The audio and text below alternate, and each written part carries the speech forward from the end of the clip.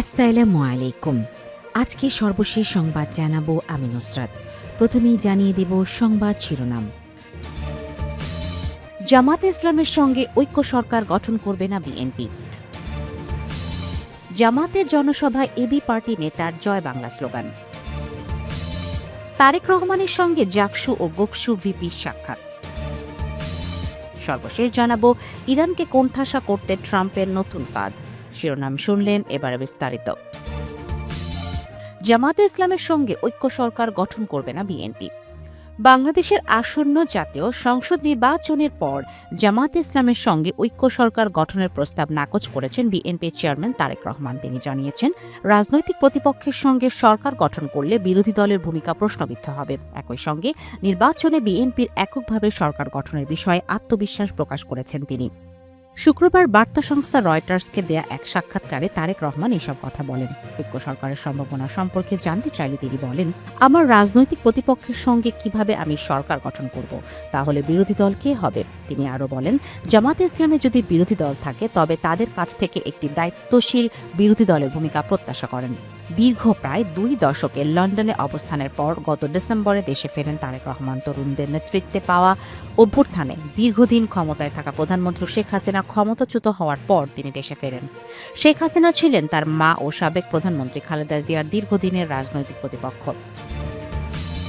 জামাতের জনসভায় এবি পার্টির নেতার জয় বাংলা স্লোগান।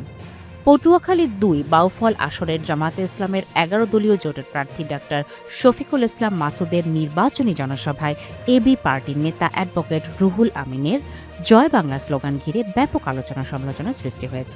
ওই আসনে তিনি ঈগল প্রতীকের স্বতন্ত্র প্রার্থী হলেও জোট প্রার্থী মাসুদের পক্ষে প্রকাশ্যে সমর্থন দিয়ে আসছেন।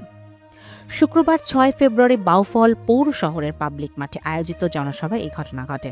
জানা যায়, বাউফল পৌর শহরের পাবলিক মাঠে আয়োজিত এক নির্বাচনী জনসভায় প্রধান অতিথি হিসেবে উপস্থিত ছিলেন জামাতে ইসলামের আমির ডাক্তার শফিকুর রহমান। তারেক রহমানের সঙ্গে জাকসু ও গোকসু ভিপির সাক্ষাৎ। বিএনপির চেয়ারম্যান তারেক রহমানের সঙ্গে সৌজন্য সাক্ষাৎ করেছেন জাহাঙ্গীরনগর বিশ্ববিদ্যালয়ের কেন্দ্রীয় শিক্ষার্থী সংসদের জাকসু ভিপি আব্দুর রশিদ জিতু ও গণ বিশ্ববিদ্যালয়ের কেন্দ্রীয় ছাত্র সংসদের গোকসু ভিপি ইয়াসিন আল মৃদুল দেওয়ান সহ সংসদের বিভিন্ন পর্যায়ে নির্বাচিত নেতারা। শুক্রবার 6 ফেব্রুয়ারি রাজধানীর গুলশানে বিএনপির নির্বাচনের কার্যালয়ে তারা এই সাক্ষাৎ করেন। এর আগে সকালে বিএনপিতে যোগ দেন জাকসু ভিপি আব্দুর রশিদ জিতু। ছাত্রদলের কেন্দ্রীয় সভাপতি রাকিবুল ইসলাম রাকিব ও সাধারণ সম্পাদক নাসির উদ্দিন এবং বিএনপির সিনিয়র যুগ্ম মহাসচিব রুহুল কবির রিজভির উপস্থিতিতে তিনি বিএনপিতে যোগ দেন। ইরানকে কোণঠাসা করতে ট্রাম্পের নতুন ফাঁদ।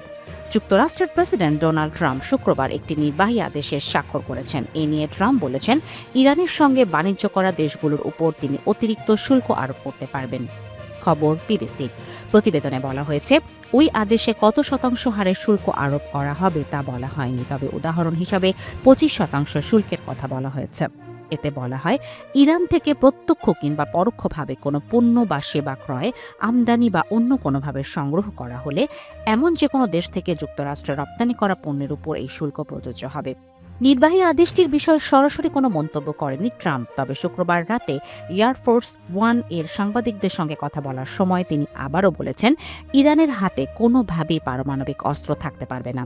এটি এমন সময় হলো যখন ওমানে আলোচনা করছিলেন যুক্তরাষ্ট্র ও ইরানের সিনিয়র কর্মকর্তারা।